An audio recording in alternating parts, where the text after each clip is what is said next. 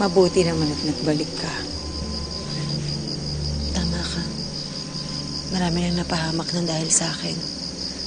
Higit sa lahat, namatay yung mga magulang ko dahil sa akin. At habang buhay ko yatang pagsisisihan yun. Ayoko na meron pang ibang masaktan. Mas magiging tahimik yung buhay ng mga kaibigan ko kung lalayuan ko na lang sila. Wala na akong babalikan. Kaya dito na lang ako.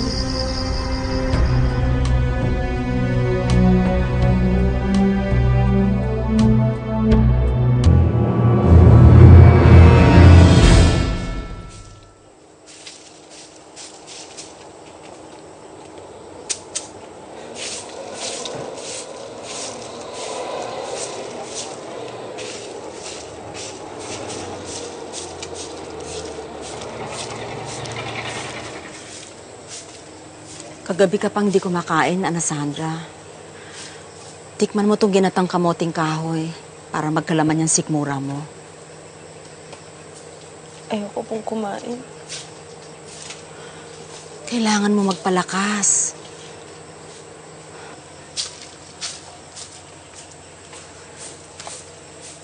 Para saan pa ho? Kila ina at saka kila itay lang nakasentro yung buhay ko eh. Pag nagiging awok nga po ako, iniisip ko binabangungot lang ako. Tapos pagising ko, gaganda na yung umaga. Pero ngayon pakiramdam ko palagi na akong binabangungot.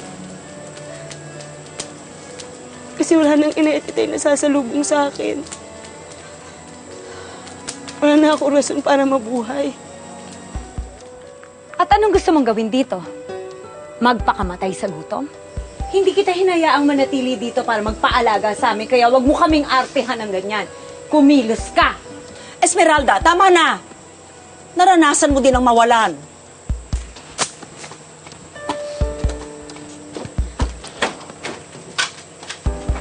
Iha, mahal na mahal ko din ang apo kong namatay. Kaya alam ko din kung paano mawalan. Gusto ko lang malaman mo na nandito ako para damayan ka. Pwede mong sabihin sa akin kung ano yung nararamdaman mo. Baka sakaling gumaan ang loob mo.